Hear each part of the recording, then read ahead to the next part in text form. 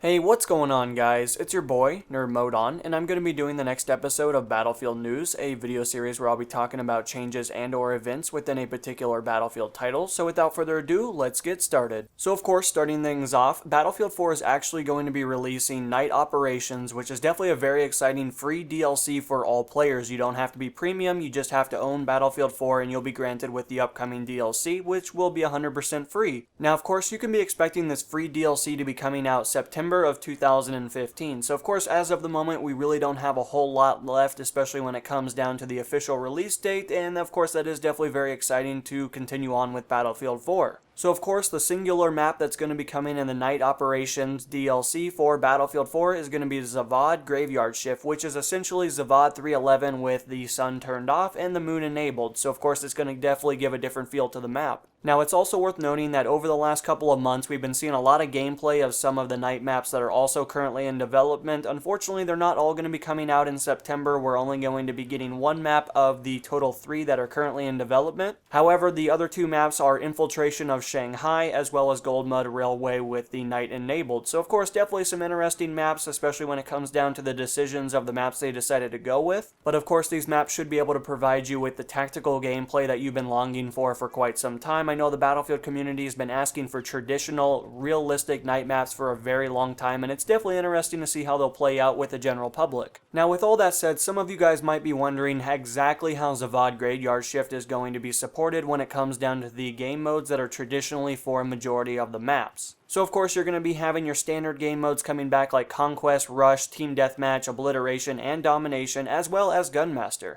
So of course, this should enable everybody to definitely play the game mode that they would like to, depending on exactly what you're looking for. Maybe you're looking to go into a game and just kill as many single players as you possibly can, so of course Team Deathmatch is definitely going to fill that need. However, in the off chance that you definitely want to become more of a team player, especially when it comes down to that atmosphere, you always have Conquest and Rush that are always enabled to you. But anyway, there is definitely a lot of great things that are going to be coming with this. Now, considering that this is not just a DLC, it's also going to be an update, we're going to be seeing several different changes and improvements that are also going to be coming within this DLC. Now, of course, one of the biggest things that many people have been talking about is a new public server team balancer, which is definitely something that I know the Battlefield community has definitely been wanting for quite some time. So hopefully this will decrease the team stacking, and overall this should enable the games to be a little bit more competitive as well as more enjoyable for a majority of the players, but I guess we'll have to see how this stuff works out. Now, alongside that, there'll also be some weapon tweaks as well as some netcode improvements, so of course, definitely all good things coming in the next couple of weeks, and hopefully this should fix a lot of issues that the community currently has. And finally, talking a little bit about the summer patch final testing release number 3. This did go live August 6th of 2015, and we'll be talking a little bit about some gameplay updates, high tick rate updates, and crash updates. So of course, let's start things off on the gameplay updates. They reduce brightness of reflections on canopy glass for aircraft.